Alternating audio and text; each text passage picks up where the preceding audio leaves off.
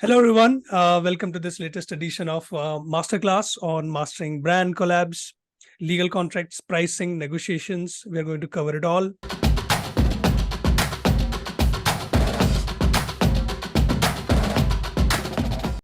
Today's session is specifically helpful for influencers and the brands who are interested in working with them. Our guest today is a high-functioning attorney, lifestyle content creator, influencer marketing consultant who creates content about career, fashion, beauty, travel. In 2020, she quit her law firm job to focus on building her career as a creator and educating creators about the power of contracts in the influencer marketing industry, of course. With her consulting firm, The Legal T, she helps creators understand contract terms accurately and negotiate brand deals. Wow. So much to unpack there, Cameron. So Thank you. thanks again for coming to the masterclass. Let's jump right into the PowerPoint because there is so much to unpack and so little time. So yeah, let's get to that point. Perfect. Let's do it. So we're going to be covering quite a bit as fast as we can. Okay. So like you said, I am an attorney, content creator, influencer marketing consultant. I love what I do. I always say I'm living the best of both worlds, being able to help creators as well as be a creator and still lean into my legal expertise, which I enjoy. So we're going to jump right into it. Quick little intro. I'm gonna just throw this in the beginning. I'm gonna say it again throughout it, but we're gonna okay? TheLegalT.com is my consulting agency / firm. So what we do is we help creators with their contracts. We help them negotiate the contracts, understand the terminology, heavy on the education aspect in this industry because it is so new. Believe it or not, I know we all feel like, well, we was on MySpace. Child, it's very new. People were not getting paid back then, but now we're getting paid hundreds of thousands of dollars to create content across various platforms. Therefore, of course, the law is going to have to come and play at some point. So that's what we handle. We have various different services, which I'll pinpoint throughout the presentation. Here's a little bit of glimpse into my social media. LinkedIn, we kind of all got to have one, you know, as you progress in your career. And yes, influencing and content creation is a career.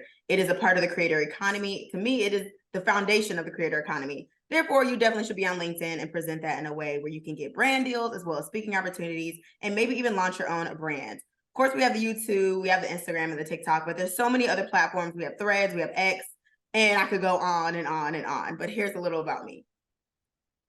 Okay, creators versus brands versus the law. Straight to the point. I wanted to put this in the beginning as well because a lot of the issues is that lawyers don't want to talk to influencers and influencers don't want to talk to lawyers. But guess what? We really need each other. If you're signing a contract and you don't understand a term, guess who you should probably ask?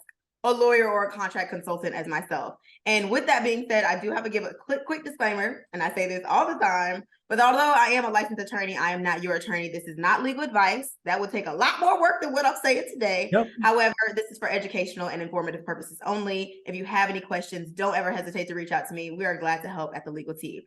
So highlighting this is so important to me because there is that gap when I'm standing on different sides of the table, whether I'm talking to lawyers or I'm talking to creators, they never want to talk to each other. So I'm here to bridge that gap, and don't be afraid to ask for help with any professional needs when it comes to this industry. So what are creator rights? Now, when I saw this question, honestly, we could go, the whole hour could have been about the rights, but I wanted to pinpoint two key topics. And that looks like intellectual property, which tends to be copyright and trademark. There are other intellectual properties, but copyright and trademark, and I'll explain those in a second, as well as contractual, so like the terms within your agreements. Copyright, we probably all assume music, because I know I'm not the only one. In the beginning of YouTube days when I posted my video, and then all of a sudden they got flagged because I was using Drake. You cannot do that. Drake didn't pay me. I didn't pay him. He doesn't know I'm using it. You can't do it.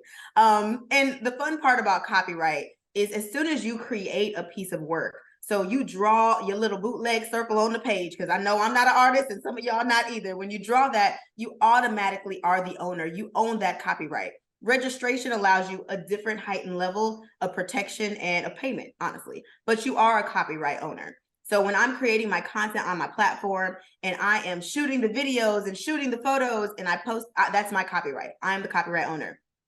The caveat is a lot of us hire photographers, and that's where a contract will come in play to make sure that photographer knows that you are that copyright owner and not them. Because remember, it's who takes the content. who is creating the content.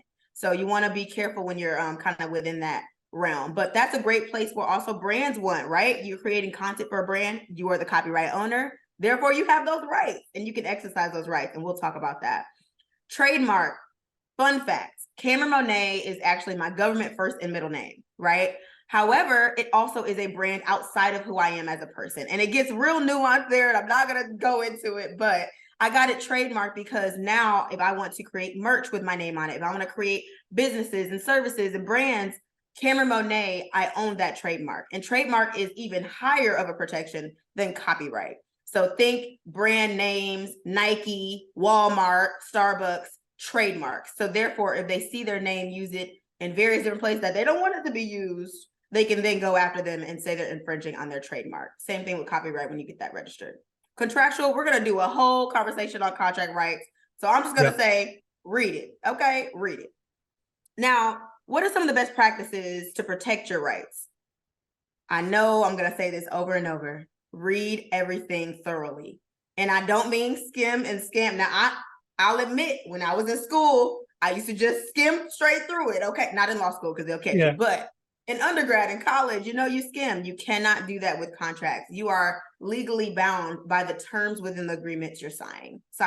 So you want to make sure you are reading everything thoroughly. Also, negotiate and negotiate more. Don't be afraid to negotiate. Like, it feels scary, it's uncomfortable, but at the end of the day, I put it like this: the best time to negotiate is in the beginning. Everyone's happy, everyone's excited. The brand loves you, you love the brand. We're all happy and go lucky. So let's go ahead and negotiate at that stage so you're not worried about it later on. And then the last note on this is just lean on professionals. So whether it's an accountant, whether it's a social media strategist, whether it's a contract consultant or a lawyer, whatever the case may be, lean on professionals throughout your journey in the content creation space. Did y'all have any questions about that? So Cameron, are these contracts made so long intentionally so that, nobody reads them? I mean, why, it feels like a hurdle, right? To a creator who's, let's say, busy creating content on daily basis, and he needs to, or she needs to, read like 20 or 30 pages. So is there a way to, find out the, right points? Is there a, fast reading? Can that be done? Yeah, so now they're coming out with a ton of AI tools, right? Ooh. My only asterisk side note to that is no one can detect it like a person that has went to law school. That's just what it is. Technology messes up. I don't know about y'all, but sometimes when a new iPhone comes out, my iPhone starts acting up. I'm like, sir, what's happening here, right? So it's kind of the same. You want to lean on technology tools as a tool, but not as a replacement. So it definitely can help you pinpoint some key words and terminology and say, okay, I know I'm missing this element in the contract, or I know I need to add this. But there's various different ways to say the same thing. That's the other catch with contracts. So when you said, do they make it long to make it confusing? Yeah. Sometimes I read these contracts, and as a lawyer myself, I'm like, we could have just said yesterday. Why did we say the day upon last day if I'm not today? Yesterday. So I do think there is an element of lawyers trying to keep it legalese and throw in all these confusing terms. However, you can definitely simplify them. And that's something that we do as well. When we read contracts and we're like, we're just going to rewrite this to make it simple for you and them, because half the time they don't understand what they're talking about as well. It's just a simple contract they got online or something like that. So there is a way to skim through it fastly, but always still read it thoroughly. Yeah, makes sense. Okay, so brand deals and influencer contracts. This is going to be the bulk of what we talk about because I am a contract lawyer at heart. So here's just a few different type of contracts that you may come across. And definitely that I've come across. Now, you may not, see all of these contracts, but I just like to make people aware, even when I'm talking to lawyers or creators. Again, I'm trying to bridge that gap. So I want everyone to be aware what's really going on in this industry. So of course, we have the traditional brand partnerships, talent management, agency, independent contractor, because creators are hiring, right? When you hire that editor, when you hire that personal assistant, you want to make sure there are contracts with that. So these are just a glimpse at that. I'm not going to go into detail with those, but if y'all have questions, leave them in the chat and I'll circle back. Here's a non-traditional contract that we don't really think about, but it's definitely a contract. It's the terms and conditions. We don't own these platforms. Unfortunately, that's just what it is. So you want to make sure you are up to date on what is happening in the terms and conditions. We all get those emails that are like, update on the legal, and we're like, ciao, anyway, just jump. pick You're like, okay, red, thank you. But every once in a while, they have an update that is actually applicable to us as creators. whether it's a change of the way to say sponsored or paid, or the tools we have to make sure that we turn on. So you do want to be aware of these. And I just say Ctrl+F, search creator, search influencer, search monetization, search compensation. Some of those highlight words that you know are going to be applicable to you. Always still read it thoroughly, but that's a quicker way of you're like, hey, I really have a question about this new brand deal that I need to post. Is there something I need to be aware of? Right. Quick question here, Cameron. We have all seen, on X, they have started to, showcase how much you're earning on that platform. Is that legal across all the platforms? Can creators do that? Can they show the amount that they're getting from the platform? So yes and no. Okay. The yes and no is there's so many layers when it comes to being like legally compliant as a creator. We don't really think about it. We're like, we're just posting. But there's the platform rules, there's the contract rules that you have, and then there's the FTC, which I'll talk about in a second, but I'll bring it up now because it's so important. The Federal Trade Commission, they handle all types of commerce, any type of endorsements. They're trying to protect the consumer. So you have to make sure every single time you post a brand deal or every single time you're making money online, you're making sure you're with it. You're applying by all those three things. You're like, check, check, check. So with X, they have different terms and conditions than the other platforms, and they all vary just slightly, right? Got it. So like, for example, on YouTube, you have to mark the paid partnership. On Instagram, they used to have the tool and now they don't. So there's so many different ways that you have to make sure you're up to date with that. Legally, you can disclose, yes. If the platform says yes. However, let's say it's added onto a brand partnership. And under that contract, you're under a confidentiality where you cannot disclose. Then it is kind of like in between, which is why I think a lot of times the three layers that I talked about don't really communicate either. Because if the platform says, I have to say how much, but the contract says you cannot say how much, and you're like, I don't want to get kicked off the platform I have to post on. So because of it's such a new industry, it's still taking time for everybody to communicate just thoroughly and accurately to understand what everyone's role is being played. Got it. Okay, top 5 mistakes creators make while signing contracts. Y'all, I hope y'all aren't doing this, but not actually reading the contract. Yes, you can Ctrl+F and find some terms, and actually I'm going to bring up some terms that you should look for, but there may be something you miss. A small tweak of a word can change the entire dynamic of the contract. Not understanding the contract terms. If you skip over a term, you're like, oh, I don't know what perpetuity means, that's fine. And then you all of a sudden need to know what perpetuity means. And the gag is, even if the brand isn't 100% sure what it means, right? Say the brand doesn't even know either. I bet you they'll find out if they need to enforce it. Therefore, you want to make sure that you understand your part and you're protected, because it's not their duty to protect you. It's your duty to protect you.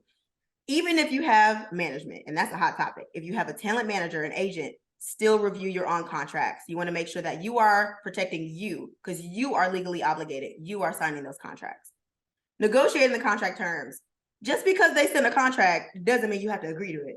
There's so many different layers and levels that you can change and take out and add on. And sometimes it's just about speaking up on your own behalf. I did not discuss that I would allow usage rights in the email thread. However, I see it in the contract. Let's have that discussion. Things like that. Enforcing the contract terms. Like I just said, brands will enforce it because a lot of times they have the resources, right? They have the money, they have the people, they have the legal, etc. We also need to work on knowing how to enforce our own contract rights as creators. And I'm actually going to talk about that. Another thing would be allowing brands to rush you through your contract review process. And I get this question a lot. Not my number one question, but I get this question a ton over and over. Cameron, can you hurry up and review this? Like, I have one more day. And I'm like, when did you get the contract? They're like, this morning. We can take our time, right? I'd rather you let the brand know I'm still taking my time reviewing it, or ask them a question. Remember, it's a mutual partnership. So if they're not willing to answer any of your questions or try to find the answer, to me, that's already a yellow flag, because if they're difficult in the beginning when we're all happy, imagine if an issue does come up. You want to make sure you have that ease and conversation in all layers to this partnership agreement. So don't let them rush you. Take your time. And I always say, like, honestly, a good cadence is 3 business days or so. It depends on if you're having somebody review it or not, but that's pretty average for you to take your time to review it, understand it, and then follow up with them. Right. Cameron, we hosted Justin Moore from Creator Wizard recently on one of our fireside chats. It's one of our, most viewed videos as well. He said that, the onus of educating a brand about your worth, as well as what kind of content you can create, the, terms and conditions, it falls on the creator. Not Mm. exactly false, but he says that you should educate the brand. What do you have to say to that? Oh, that's such a good question, because I want to say it depends. And I know that's such a lawyer answer. And I say it depends because I just said how creators, it is our duty to protect our rights. It is our duty to fight for the amount of money that we deserve. And sometimes that means it's our duty to explain why we deserve that amount of money. And True. there's an educational aspect there. Because if the brand doesn't understand what the creator's role is, and the creator doesn't understand the brand's role, there's always this miscommunication that happens. Some brands, believe it or not, are still new to influencer marketing, and they don't understand what happens on the back end. They see the post on Instagram and they're like, yay, great. We love it. We want that too. But then they don't understand the editing, the revisions, the photographer, videographer, the props, the entire process that happens behind the scenes before it gets posted, which is why the price can be so high. So I do think there is a level of responsibility that creators have to teach brands, but also vice versa. Brands should be a little bit more open, if you ask me, on educating creators as to why maybe a rate is too high or why their budget is so low, so creators can understand, well, if the budget is low, when I create videos, what can I take out to make the video process simpler to make the rate feel a little bit more comfortable? Things like that. There just needs to be heavy education on both sides. Right. It goes both ways, and brands are not necessarily taking, let's say, taking you for a ride all the time. So you have to educate them, and brands also need to, get the best out of a creator or best out of a collaboration. They need to, like sort of tell the creator about all the things that entail, right? Absolutely. I 100% agree. So, and it can be hard for creators. Like, I just am this little creator, this big brand, Yeah. but just tell them, you never know how that's going to help them and future creators they work with. Got it. Green flags, red flags. Shameless plug, I do have an ebook, and it has videos of me explaining way more in detail about green flags, red flags, my top 10 questions that I'm asked as a lawyer. So definitely check that out. I will actually give you guys a code, and I will share that so that he can share it with y'all. So I'll go ahead and do that so Wonderful. you guys can Thank you get so that much. little discount. Of course. We'll put the link in the description. Yeah, absolutely. I'll provide that with you guys. So green flags. Terms are clear and concise. We don't need a 20+ page agreement all the time, right? Like we were saying, it can get confusing for no reason. It doesn't have to be. I say on the average amount is probably 5 to 10, somewhere in there. Are there contracts that need to be longer? 100% for sure. When there's more players, when there's more details, when there's more deliverables, you definitely need a little bit more depth, but it still could be concise and clear. Exclusivity is specific. So I'm throwing out a term there. So exclusivity basically means non-compete. So if I'm working with a beauty brand that specifically is launching a product on lipstick, maybe their exclusivity says I cannot work with any other brands that are selling lipstick.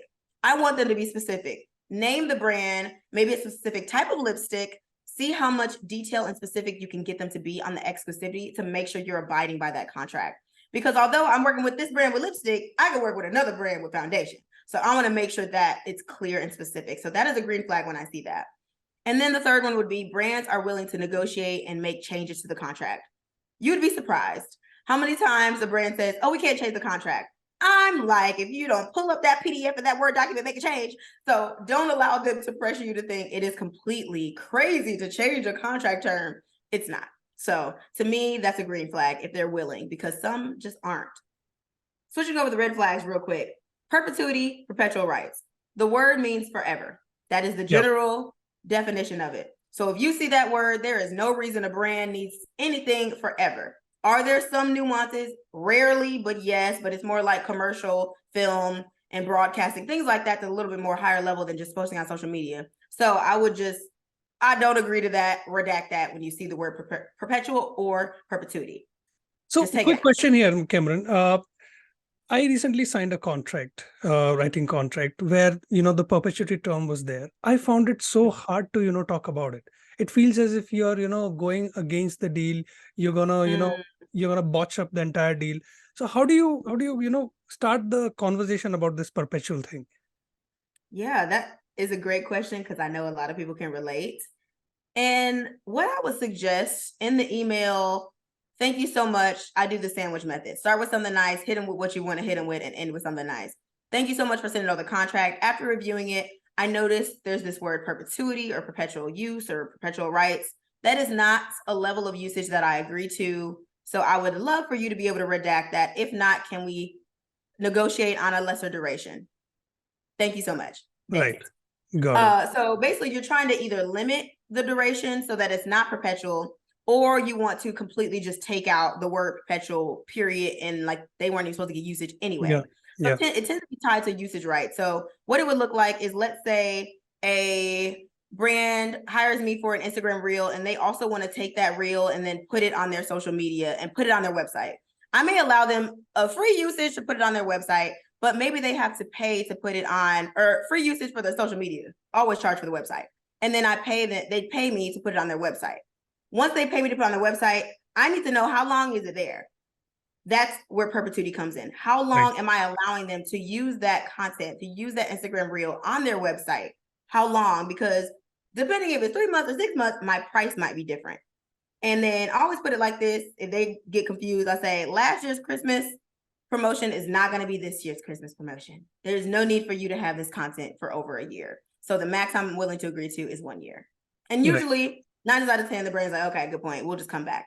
The benefit for them coming back, as a little pro tip, is now you can charge them again, right? So it's not to say that you want to do that, but also, hey, if it works, it works. The second thing is compensation isn't clear. You want to know when you're getting paid, how you're getting paid, what you need to submit in order to get payment started. Those are key things that a lot of times they just aren't included in the contract, which to me is always surprising, because I'm like, how am I going to know when I'm getting paid? How am I going to know what I need to provide you to get paid? So make sure that that is clear. Additional obligations that are not discussed prior to the contract. I kind of mentioned this earlier. If in the email thread, you see there's a difference in the discussion than the contract, ask the questions. Maybe in the email thread, you had no idea you were going to be posting on Instagram and TikTok, but in the contract, it says Instagram and TikTok. So you want to make sure that is clear, and that can be a red flag, but just make sure you get confirmation on that. So they're either willing to pay you more and or change the terms of the contract to match the email. Got it. So, Cameron, we have a question from Fi. What if brands want the content posted on their page permanently? I mean, basically website. Yeah. So if we're talking social media platform, usually I'm like, okay, as long as you don't make any changes to it, I'm fine. If it's on a website, usually now they're hiring you more for like UGC. It could still have an influencer aspect, meaning you post it on your personal page. UGC is user-generated content, where the only reason you're creating that content is in order to create marketing material for a brand. So if the brand wants it permanently on their website, I just want you to know, give them a high number. Give them the high number and be comfortable with the number that you give them. It's okay to agree to perpetuity if you want. However, the number is high. And I usually just say, people aren't willing to say the number, right? So therefore, let's just take it out.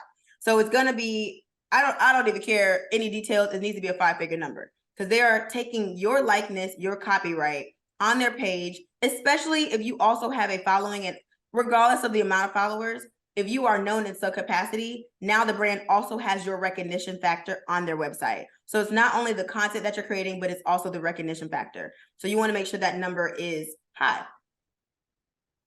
Great question. Got it. Here's some clauses y'all should look out for. Definitely take your time to review this again, take a picture, take a screenshot, what you need to do, because these are just some high-level words you can Ctrl+f and search for. Again, read the whole contract, but this is a really good start.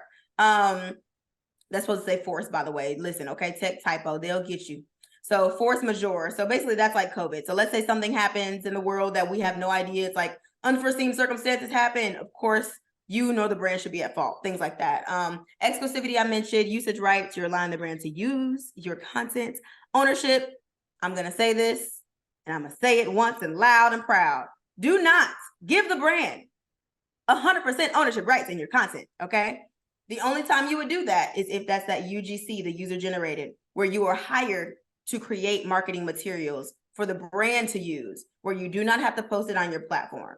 If you're posting the content on your platform, you do not want someone else to have ownership rights, because they can dictate when you can do, what you can do with that content, how you can do it. Let's say a news reporter reaches out and say, hey, we want to feature this TikTok on our commercial. Because you don't own that piece of content, you now have to bring it through the brand, and they can get the payment and not you. So you want to make sure that's clear terms.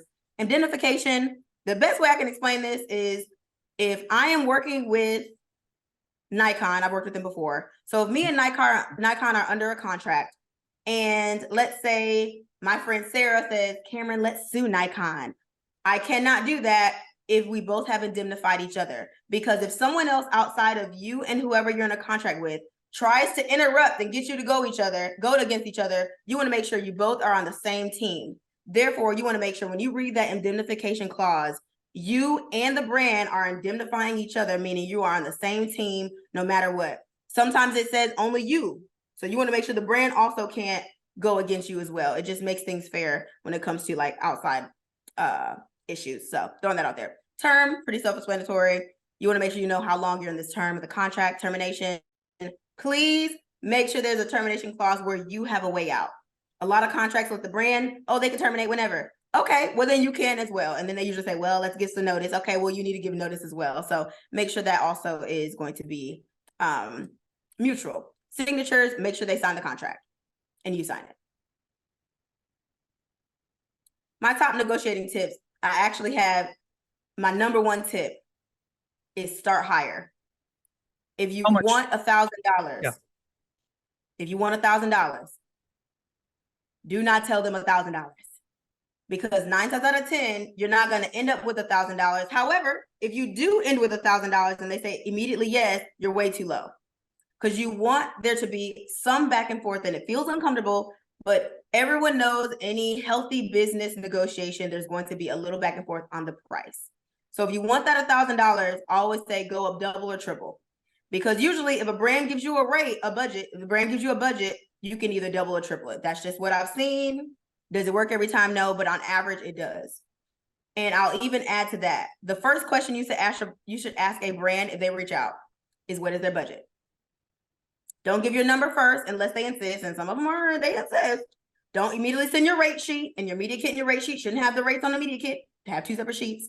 But make sure that you ask for their budget, and once they give you the budget or they say, nope, we want your rate, give them that higher. So I would say say 3,000, or maybe you say 2,500, so that you have some room to negotiate to get to that number that you desire. But you never know. If you want 1,000 and you say 2,500, they might say yes, and you're like, it's a win is a win either way. So you want to make sure that you start higher and you're negotiating to have some room to negotiate. Legal side of being a content creator. I'm going to try to make it kind of fun. I know it can be kind of boring, but this is so important for every creator and every influencer, anyone that's creating online, to be aware of. So first thing I mentioned earlier, the need to enforce your contract terms. Here are 3 ways that you can do it. There are so many other ways, but these are quick, fast, in a hurry when you're like, I just need some help. Okay, I need some general help. The first would be able to refer to the contract. I just talked about all the ways that contracts are important and why you need to read them thoroughly. You want to read them thoroughly because it's so much easier to be able to say, hi, Jack from such and such brand ABC. I would absolutely love to continue to work with you. However, on page 7, paragraph 8, I've discussed that I have an additional fee for that additional level of usage. Whatever the case may be, it's easier to say that and say, hey, I'm blaming the contract. We signed the contract. I'm not trying to get over on you. We've all agreed to this. That's a lot easier than having to come up with a reason why, or be able to say, well, I don't want to do that because I don't like that. Or can you please pay me when it wasn't in a contract? So making sure that the contract phase is thorough and it takes time and you're not rushed is so important later on when you need to enforce that. Another example of this would be, we've all seen where brands have stolen creators' content, or if they've used the content longer than what they should be using it. You want to be able to reference the contract. Maybe you've allowed only 3 months and they continued it for 6 months. You deserve to get the back pay of that. So they should pay you for the additional 3 months and then take it down or pay for more if they want. And a way to do this is through a cease and desist letter. There are other formats, but this tends to be the easiest because you don't have to have a lawyer involved.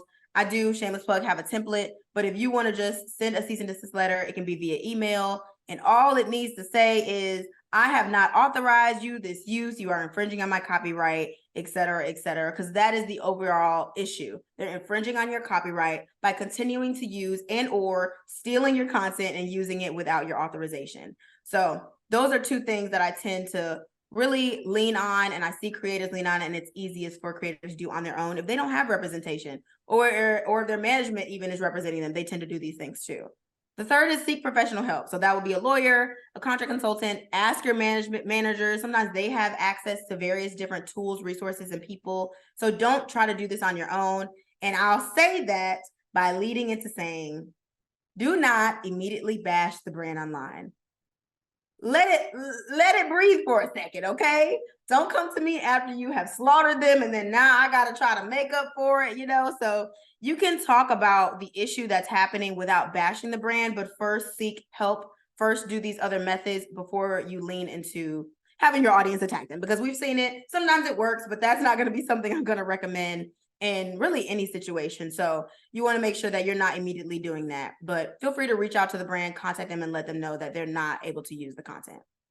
So Kameron, what if you have, let's say tweeted a couple of nasty tweets about a brand right after it, and then you advise them to, retract them or take it down. So does that help? Or like if you have just, tweeted it, so it's like, it's going to be a problematic thing later on. I think it would depend on what it says. If they're just expressing their concern, or this brand stole my content, or they're still using my face, or that's not me on the label, but they say it is, I think that's fine, depending on what it is. Once it's out there, I say just leave it.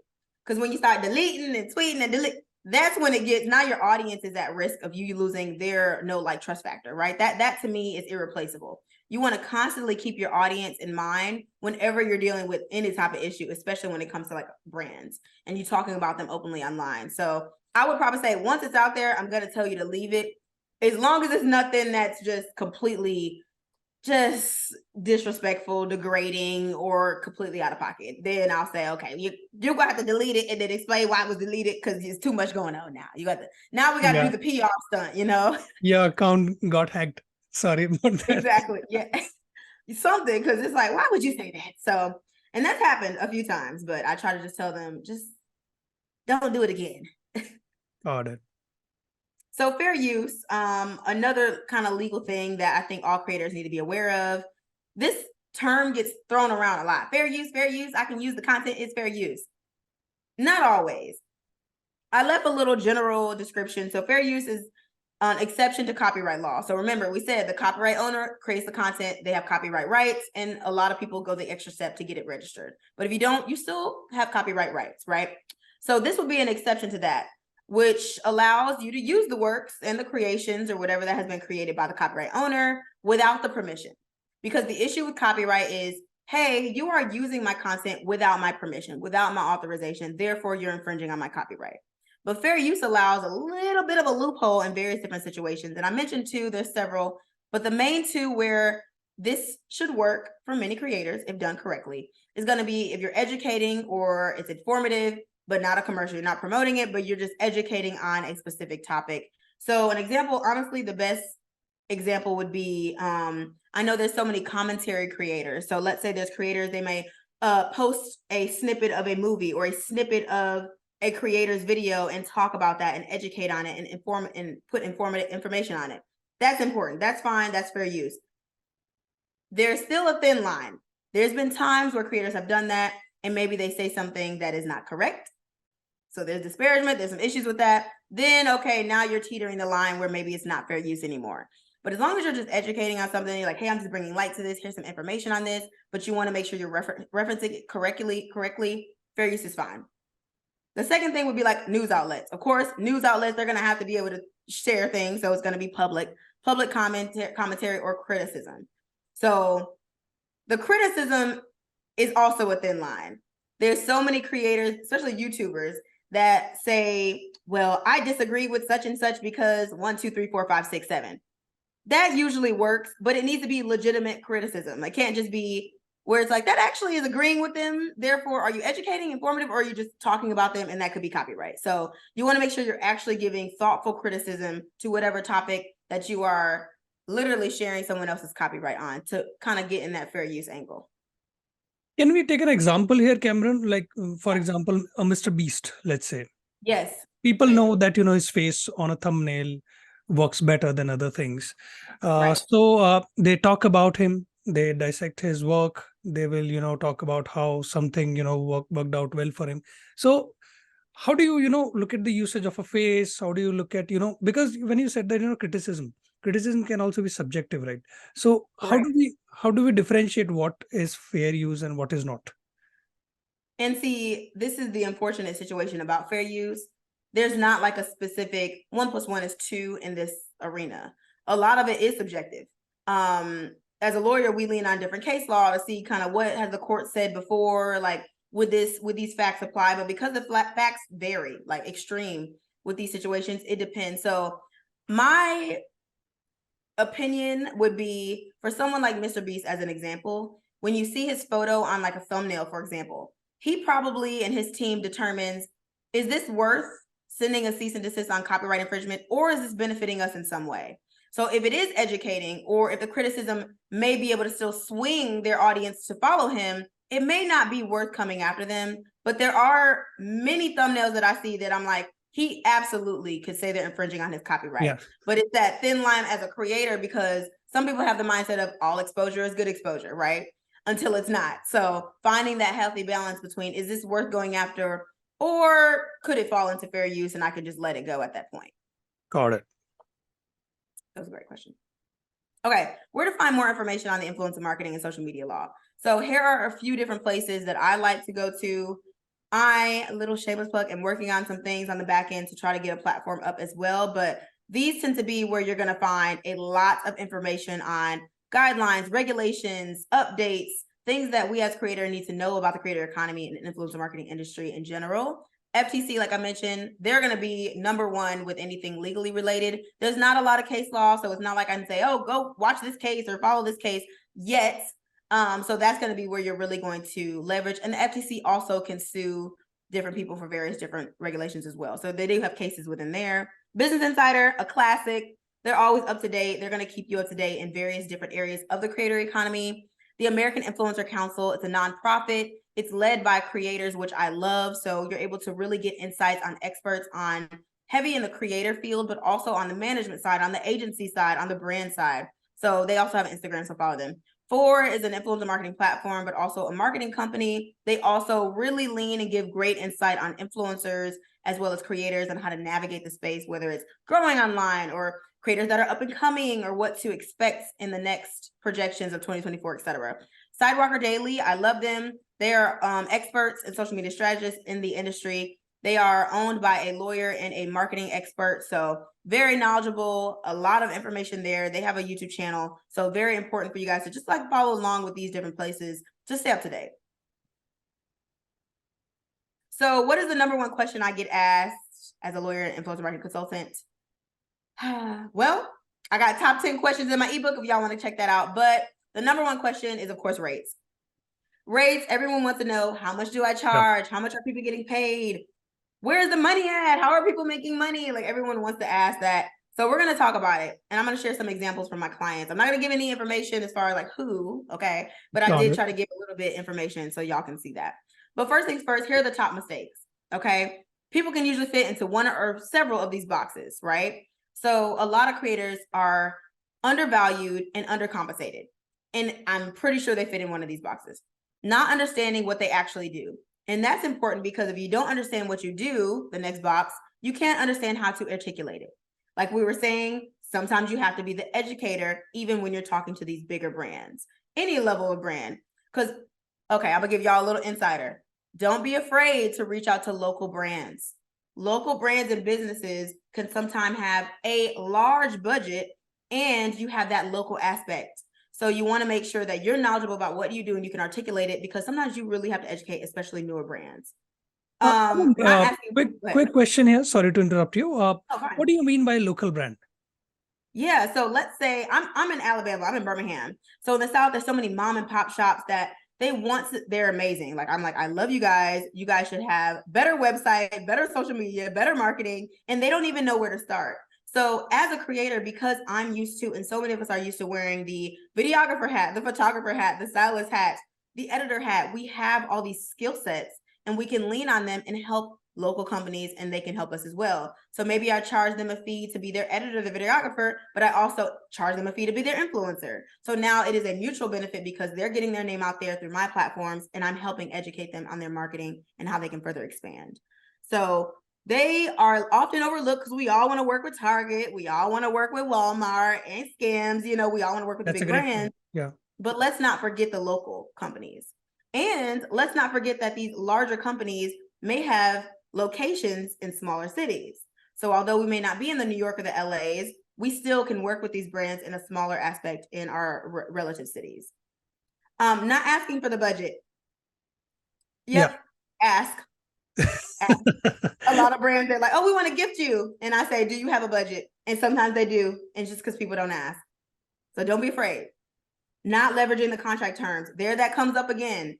When you know your contract says that they're going to pay you an additional fee if you have to reshoot something, and they ask you to reshoot something, and you don't remember the contract said that, and you just do it for free, you're not leveraging the contract term because they've already agreed to it. Right. So at this point, Kameron, I'll have to ask you about royalties.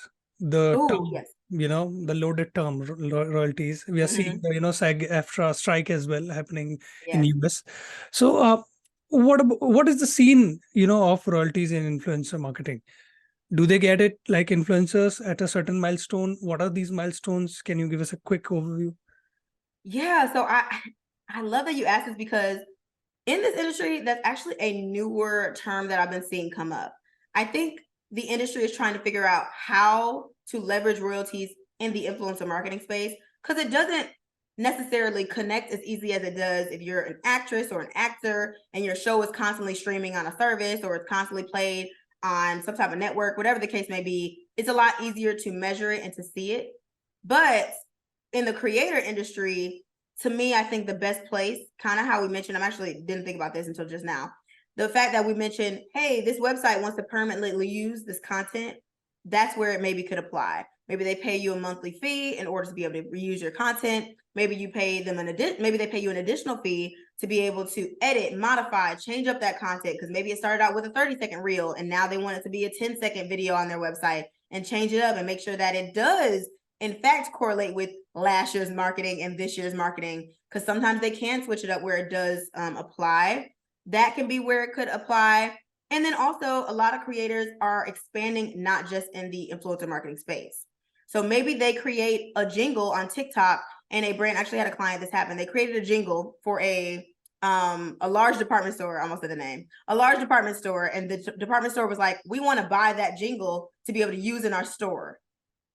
Royalties. Now we're in the music and entertainment space where it's not just influencer marketing. So that's a space where it comes in, especially with TikTok creators, with dances and music, and even on any other platform. So that could be where it applies as well. But there's a lot of different layers, but it's not as, I'd say it's not as often used as I think it will be because creators are now expanding and being able to venture out into different areas. Yeah, we all hope so. That happens. That creators should get there, that cyclical, recurring. Recurrent, yeah, correct. There should be certain milestones where they should be paid along the way. So they should not be left behind. Yeah. Absolutely. Sometimes we're only negotiating our rate and we need to negotiate the deliverables. So what this would look like if a brand says our budget is $10,000 and we want 10 Instagram posts. That's a lot, right? Maybe you are not able to do 10 posts for $10,000, but maybe you're willing to do 5 posts for $10,000. So don't always just only attack the amount of money if they're not willing to budge, if that's the max they have. Try to find a deliverables set that you're agreed to for the amount of money that they have. Maybe you have to take out something or add something or say, hey, what about we do it on this platform because my fee is a little bit less. So you're able to still get that partnership together and get that contract signed, even if the brand is saying, all we have is $200. What can you give them? Sometimes it's just the initial start out. Okay, I could give you a story frame. That's not a video, that's a photo with no link. What can you do? So then they can also see, dang, maybe if I do have that $20,000, I can get those additional 5 Instagram posts if we wanted 10 for 10,000, but I can't do that. So sometimes it's also showing the brand and educating the brand that if you do pay this amount, you get all this. But if you don't pay this amount, you're only going to get this. A lot of times we focus on our follower count, and that is where we miss a lot of money because some brands don't care about follower count. If you are a specific niche platform, you have a specific niche audience, and that brand fits perfectly within that niche, they're going to pay you more than someone else with more followers. If you can show that you have the engagement, if you can show that my audience is going to pay, these are the eyes, these are the consumers, these are the people you want to get in front of. So being able to leverage other things aside from just your following also can help. And that tends to be a mistake that people do. They just think about the follower. And then the last thing in this would be being too afraid to ask. There's the rate that you know you want to charge, or maybe that you've gotten before, but this is a new brand and you're not comfortable. Just ask. Just ask them. The worst they could say is, that's well above our budget, but we have this. Or we're not able to meet that budget at this time. Can you negotiate with us to here? And a little pro tip here, I'll add this. Whenever you're negotiating and you're trying to get a brand to meet you at a number, the words, but can you meet me at, for some reason, they love that. So if I'm at 10,000 and they're at 5,000, I say, you know what? Can you meet me at 7,000 for this first collaboration? Or can you meet me at 7,000 proceeding until we negotiate something further, whatever the case may be, but meet me at, for some reason, it sounds nice and the brands love it. So try that next time you're negotiating. Yeah. I read that book called, Never Split the Difference. I don't know if Yes. you read it. So, Yep. it has worked all the time for me. Like you have to, Every quote time. a number which is, that throws them off balance. Like, they're not sure what you've just asked for them. So like it Yep. works. Yeah. And sometimes the benefit of going really high is they're like, oh, wow, like next time we know the number is this and we know the quality also matches after you've worked with them. So now they're not afraid of paying that, and you're not afraid of saying it because now they see the value and now they already have that first initial high number when they approach you again. So there's a benefit for everybody. Here's some real examples. I went back in my archive and tried to find some variety. So here are 3 creators that I worked with. The first creator, beauty and lifestyle niche, her follower count, I said Instagram because that's where the deliverables were for her. 23,400, a little bit over that, but that's the general. It was a beauty brand that reached out to her. Her deliverables was 1 Instagram reel, 2 to 3 Instagram story frames, and her rate was 4,000. That's what all the rates listed are what they actually agreed to, not the negotiating. Got it. The second creator, commentary and lifestyle niche. Her YouTube follower count is 600,000 plus. It was a wellness brand. Her deliverables was a 1 Instagram or 1 YouTube integration, and her rate was 7,600. The third creator, beauty tech and lifestyle niche. TikTok follower count was 250,000 plus. It was a beauty brand, and they wanted her to create an AR filter and post a TikTok video, and her rate was 7,000. So you can see a little variety there, depending on what they're looking for. These all included, that's not true. Not all of them included, but some of them included some usage rights and things like that. I didn't go too into detail, but this is generally what you can see in these areas. I mean, so much to unpack, there, because I think it also depends on the kind of brand we're talking about, right? Because we, the first, our reaction is to judge the platform. Like, Instagram is getting, very less in comparison to YouTube and TikTok. Is that true? I mean, which platform do you see is like the most beneficial for creators? YouTube, you're going to get, so I always say YouTube, you're going to get paid the most, but you're going to get less opportunities. Instagram and TikTok can be neck and neck, but you're usually going to get paid more on Instagram, but you'll get more opportunities on TikTok for less. So it's kind of like Instagram's like that middle ground where you get paid well and you get a lot of opportunities, but TikTok you get more, but for less. But YouTube, you get the large amounts, but you don't get them as frequently because the process of creating a YouTube video takes a little bit of a time. So that tends to be it. With this one, her Instagram follower, I should have got a higher follower count, so it'd be a little bit more like equal. So hers partially was she had a lower follower count. It was her first time working with this brand, and they were like, "This is all our budget is 4,000." Some of the other ones we had a little bit more flexibility with negotiating, but YouTube, as you see, it was just an integration. So I think it was either 3 to 5 minutes or 2 to 4 minutes for the 17,000. So I mean, really good. And I don't think there was any usage with that one, but for the AR filter, there was usage rights as well with that one. So a year. Got it.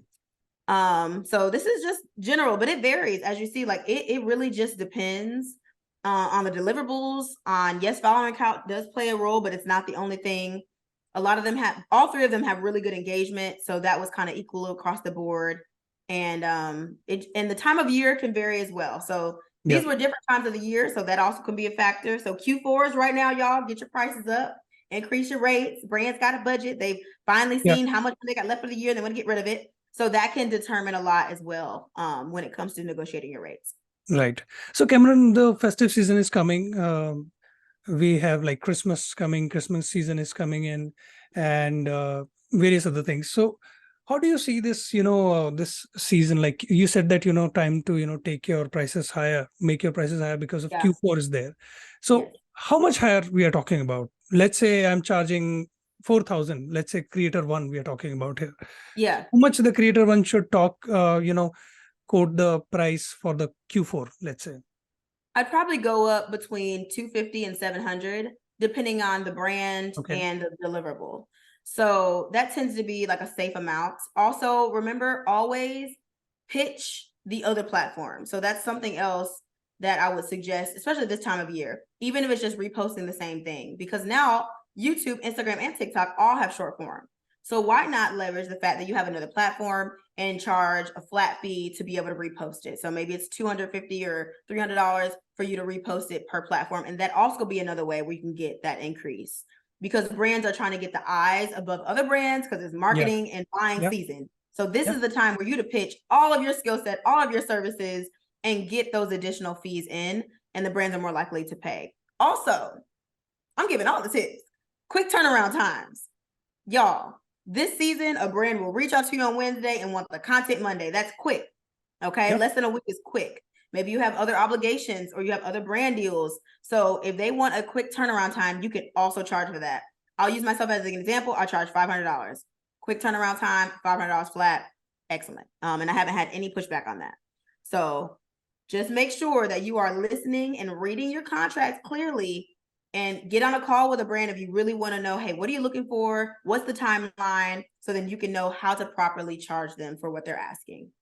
Yeah, Halloween is upon us almost. So exactly. So brands must be, falling over each other to, they're waiting. They're like, all right. I know creators right now that are putting up their Christmas tree to create content for Christmas already. So it's time to get out there, get the rates up, and don't be afraid to reach out to brands and pitch yourself. Because sometimes it's not about the content, it's about not getting seen. So many amazing creators just aren't getting opportunities because they're just not seen yet. It's not the content. Yeah. A couple of comments from Monkia Davis. Sorry if I'm butchering your name. Dropping gems. Thank you, Cam. Natch is saying this is so informative. Thank you. Thank y'all. Yay. I love to hear that. This was fun for me to go back and look at the creators to see kind of how it has changed. But yeah, this is, it varies. So throw out the number. Don't be afraid, because you just never know. And we talked about this in the beginning, but I wanted to ask y'all's opinion. I already said mine, but I'm curious to know, do you think overall, is it the creators that should be educating brands? Is that is that really what we all agree to? I would love for y'all to just say in the chat, do you think creators should be educating brands, or is it the brands that should be educating us?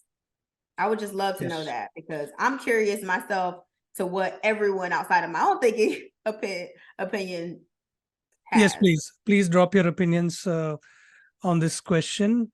I mean, I would voice my opinion in a way that, like there are cultural boundaries. There are, some cultures where it's people are too nice. They're not going to cross a certain, limit. But I think why I like influencers and this whole creator economy is that, it's bringing us all together. And we are all learning, from each other. So I think definitely it's a symbiotic relationship where both of us, brands as well as, influencers, are educating each other, learning from each other, inspiring each other. So Natch says, I think it's the creators that need to educate the brands. There is so much work that happens in the background. Yeah, exactly. And I think that's exactly how I feel. That's how I feel. But I also will say, the more I talk to brands, and I've worked with some brands and done some of their behind the scenes as well, they know things that we don't know, right? But I do think the bulk of what happens in brand partnerships is on the creator and the many hats that creators wear. So Kameron, I'll ask one question, very basic question. A lot of people stumble, on these questions. How to reach out to you? What is the best way to reach out to you? The best way is going to be email. Send me an email if you have a question, comment, concern. If you have a specific question on a service, go to the website, thelegaltea.com, and go to contact and fill out the form. If it's just a general question about social media, feel free to send me an email. But it's about a service. If you were like, hey, I want you to review a contract, or I have a question about my Clarity Call service, am I able to talk about this? If you have a question about the ebook, what can you expect with the ebook? Do I have any upcoming masterclasses? Make sure you use the form on thelegalty.com. All the services are listed there. It is for creators and for lawyers, because I do some things for lawyers in the industry as well to make sure we are here to help and they're educated as well. So you're able to go there, click services, and everything is laid out there. And I'm glad to help. And then also you can follow me on social media. I'm at Kameron Monet in the internet streets, YouTube, Instagram, TikTok. That's where you can find me. If you're like, what's going on behind the scenes or what's to come, those are going to be the best places to find me. By the way, Kameron does wonderful vlogs. I love, the energy, the angle, everything that you do there. Thank you. Just quick comment by Isaro on your previous question on education. They say that, creators, they're addressing them. Don't let these brands give you the valuation of the work. Musicians made that mistake with the digital age. So they're quitting. Yes. Yeah, musicians. Yeah. Yeah, that's so good. And that's something that I hope creators were learning from other areas in the entertainment space, because that's really where we are. Most of us, some of us are educators, but it's still all overarching entertainment, social media, right? So we can lean on other areas, whether it's the music industry or even actors and actresses, and learn from their mistakes and learn from the things that they've done correctly so that we can leverage those in our own era of the digital space. Because there is a difference, but that is something that is so important for us to constantly keep learning and to make sure that everyone in the entertainment industry understands their roles and understands how we can leverage each other and work together. As y'all seen, a lot of celebrities also are influencers as well, also do brand deals as well, also now leverage influencers and creators in their own marketing, in their own businesses. So it really could just all work together as long as we all understand the roles we play and are educated equally. Right. And Fai says, thank you so much. I learned so much from you. This is, the sentiment of everyone here. We all learned so many things. Isaro says, thanks for being a gem. As always, Kameron. We all agree to that, Isaro. Thank you so much for your comment. And Kameron, I think we have given so much to think, to all the influencers. And please watch this masterclass on our YouTube channel. It will be available in full there. And I think we're just 30 or 32 people away from, 12,000 subscribers. So please support us and make us reach 12,000 subscribers. We'll see you there. And do find us on TikTok, Instagram as well, on Twitter as well. And yes, as you can see on the screen, please reach out to Kameron on any of these platforms. Please take a screenshot if you want any information. And do let us know what you thought of this session later on as well, if you're watching that. Manya says, learned so much today and loved your energy, Kameron. Again, we all agree to that. Thank you. Thank you so much for having me. Thank you. And don't hesitate to reach out. I am honestly here to be a resource and to educate. And I love being able to help my fellow creators in the industry. Absolutely. Thanks everyone for being there in the audience. And whoever's going to watch this on YouTube, thank you in advance. And lastly, Kameron, again, thank you so much. Thank you. And cut. That's it for today's episode, guys. If you really liked it, please subscribe to the 1000 Faces Club and press the bell icon below so that you don't miss any videos from us. Thank you.